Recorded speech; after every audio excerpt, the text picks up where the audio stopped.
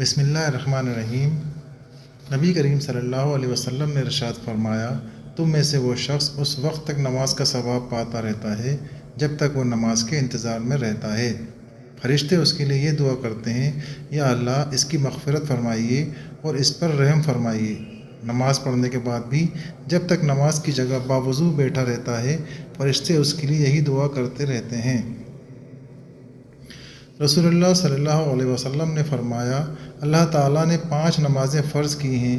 جو شخص اچھی طرح وضو کرے اور وقت پر نماز پڑھے، رکوع بھی اچھی طرح کرے اور خشوع سے پڑھے تو اللہ کے ذمہ ہے کہ وہ اس کی مغفرت کرے، اور جو ایسا نہ کرے اس کی اللہ پر کوئی ذمہ داری نہیں، چاہے مغفرت کرے چاہے عذاب دے۔